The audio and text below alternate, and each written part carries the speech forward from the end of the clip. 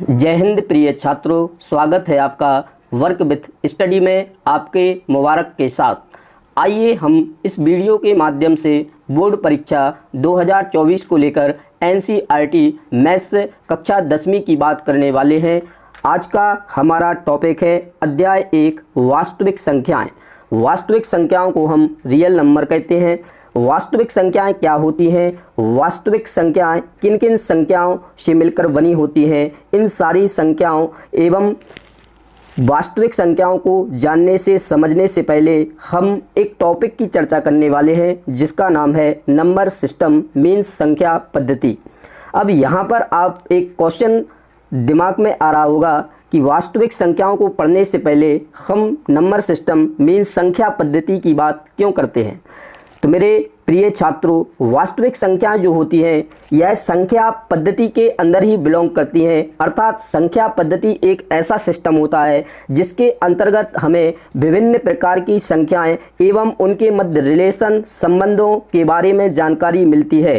तो वास्तविक संख्याएं जो होती हैं ये संख्याएं भी अन्य संख्याओं से मिलकर बनी होती हैं। तो इसलिए हमें उन सभी संख्याओं का अध्ययन करना होगा ताकि हम वास्तविक संख्याओं को आसानी से सरलता से समझ पाएं। और मेरे प्रिय छात्रों, और इस बात का आपको विशेष ध्यान रखना है, जब तक आपको संख्याओं का सही तरीके से व्यवस्थित नॉलेज नहीं होगा तब तक गणित की समस्याओं को हल कर पाना आपके लिए आसान नहीं होगा।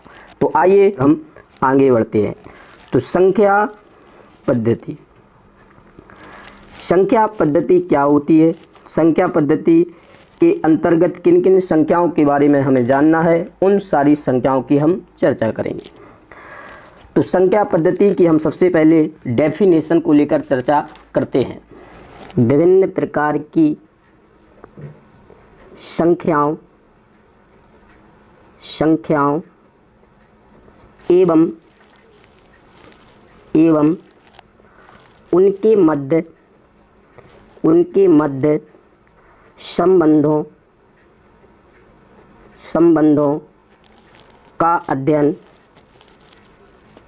का अध्ययन संख्या पद्धति कहलाती है। संख्या पद्धति कहलाती है। अब यहाँ पर एक बात और याद रखना, संख्या पद्धति को हम नंबर सिस्टम कहते हैं।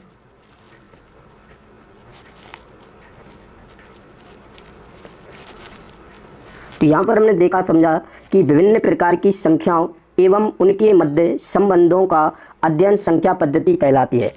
अर्थात संख्या पद्धति के अंतर्गत हम किन किन संख्याओं का अध्ययन करने वाले हैं, तो आइए हम उन सारी संख्याओं को लेकर चर्चा करते हैं। तो जैसे इसके अंतर्गत हम सबसे पहले पढ़ेंगे प्राकृतिक संख्या को। प्राकृतिक संख्या, इसके बाद हम पढ़ेंगे पूर्ण संख्या को। इसके बाद हम पढ़ेंगे पूर्णांक संख्या को,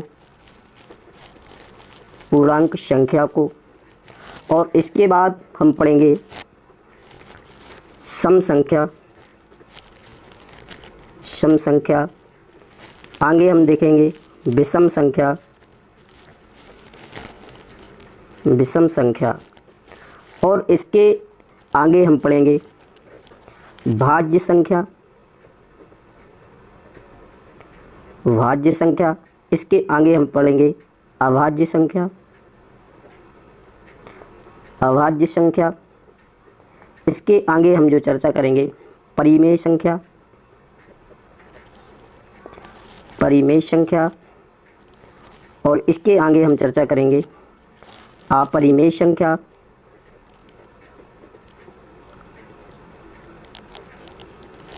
और इसके आगे हम चर्चा करेंगे वास्तविक संख्या, वास्तविक संख्या। और लास्ट में हम एक और संख्या की बात करेंगे, सहभाज्य संख्या। आइए हम एक बार और जानते हैं। तो संख्या पद्धति क्या होती है। संख्या पद्धति एक ऐसा सिस्टम होता है जिसके अंतर्गत हम सभी प्रकार की संख्याओं की जानकारी लेते हैं। संख्याओं में आपस में क्या संबंध होता है, एक दूसरे से इनका क्या रिलेशन होता है, इन सभी प्रश्नों समस्याओं की जानकारी हमें संख्या पद्धति के अंतर्गत मिलती है। तो जैसे हम संख्या पद्धति के अंतर्गत प्राकृतिक संख्या पढ़ेंगे, पूर्ण संख्या पढ़ेंगे, पूर्णांक संख्या पढ़ेंगे, सम संख्या पढ़ेंगे, विषम संख्या पढ़ेंगे, भाज्य संख्या पढ़ेंगे, अभाज्य संख्या पढ़ेंगे, परिमेय संख्या पढ़ेंगे, अपरिमेय संख्या पढ़ेंगे, वास्तविक संख्या पढ़ेंगे, सहभाज्य संख्या पढ़ेंगे। एक एक संख्या को लेकर हम विस्तार पूर्वक जानकारी लेंगे और प्रत्येक प्रश्नों को लेकर भी चर्चा करेंगे, ताकि परीक्षा में आए हुए क्वेश्चन को आप आसानी से बना सकें और बेहतर से बेहतर नंबर ला सकें। तो आइए प्रिय छात्रों, आज हम केवल एक संख्या को लेकर चर्चा करेंगे, जिसका नाम है प्राकृतिक संख्या। प्राकृतिक संख्या को हम नेचुरल नंबर कहते हैं। छात्रों, इन संख्याओं के आपको इंग्लिश नाम भी याद रखना है अगर हो सके। तो प्राकृतिक संख्या क्या होती हैं, इनका काम क्या होता है, प्राकृतिक संख्याओं से कौन कौन से क्वेश्चन आ सकते हैं, इन सभी की चर्चा हम करते हैं। तो प्राकृतिक संख्याओं की सबसे पहले हम डेफिनेशन की बात करें तो वे संख्याएं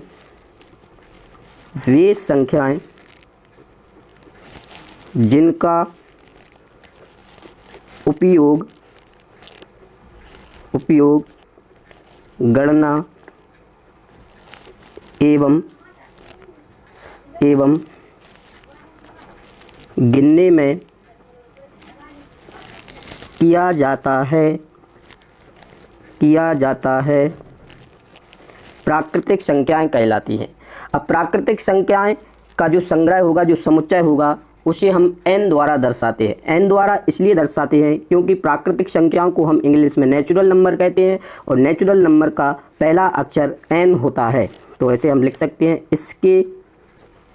इसके समुच्चय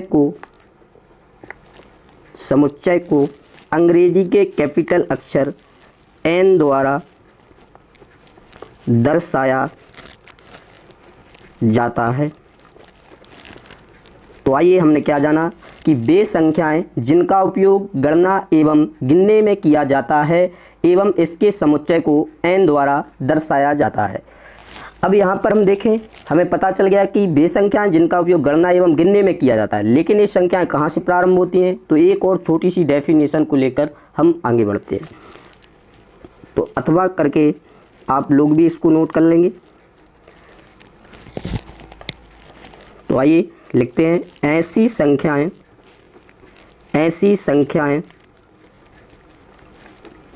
जो एक से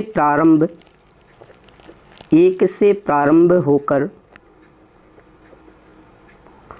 अनंत तक जाती हैं, प्राकृतिक संख्याएं कहलाती हैं। तो या आप परीक्षा में ये वाली डेफिनेशन भी लिख सकते हैं या फिर ये वाली भी लिख सकते हैं, और याद रहे तो आप दोनों को भी लिख सकते हैं। तो याद रखना कि गणना एवं गिनने में प्राकृतिक संख्याओं का उपयोग किया जाता है और ये संख्याएं एक से प्रारंभ होकर अनंत तक जाती है। आइए उदाहरण के द्वारा हम जानते हैं। तो यहाँ पर हम देखें, प्राकृतिक संख्याओं का उपयोग गणना के लिए किया जाता है और गणना का काम हमारा एक से प्रारंभ होता है। तो इसीलिए हम सबसे पहले 1 लिखेंगे, इसके बाद 2 लिखेंगे, इसके बाद 3, 4 और इस तरीके से हम बढ़ते जाएंगे, क्योंकि हमारा जो गिनने का काम होता है वो 1 से 100 पहुंचेगा, 100 के बाद 101 होगा, 1000 होगा, लाख होगा, करोड़ होगा, अरब होगा, और गिनते गिनते हम अनंत की ओर जा रहे होंगे, लेकिन हमारा गणना का काम खत्म नहीं होगा। अब यहाँ पर हमने लिखा कि इसके अंतर्गत 1 से लेकर अनंत तक आती है और ये हो गया इसका समुच्चय, और इसके समुच्चय को हम कैसे दर्शा देंगे, n से हम इसको दर्शा देंगे। अब एक क्वेश्चन परीक्षा में पूछा जाता है कि बताइए सबसे छोटी प्राकृतिक संख्या क्या है। तो सभी को दिख ही रहा होगा, तो हम यहाँ लिख सकते हैं कि सबसे छोटी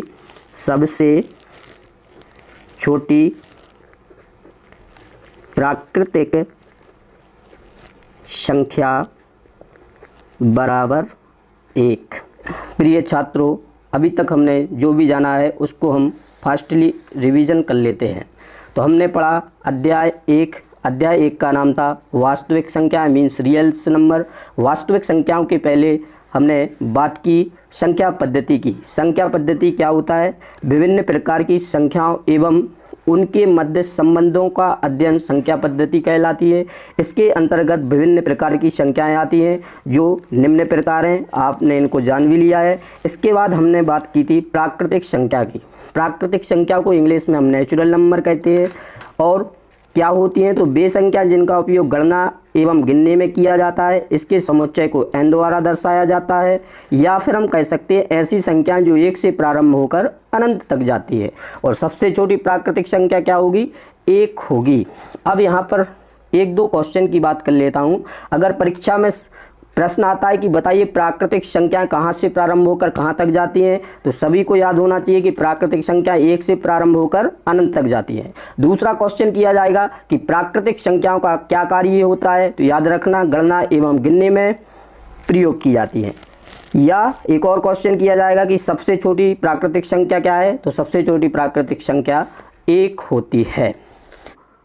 प्रिय छात्रों, आज का लेक्चर हम यहीं समाप्त करते हैं। आशा करता हूं कि आपको वीडियो अच्छा लगा होगा। अगर वीडियो अच्छा लगे तो लाइक करें, शेयर करें एवं सब्सक्राइब करें। साथ में बेल आइकन को ज़रूर दबाएं ताकि हमारे द्वारा बनाए गए वीडियो आपको समय के अनुसार प्राप्त होते रहें। Thank you, I love you. जय हिंद, जय भारत।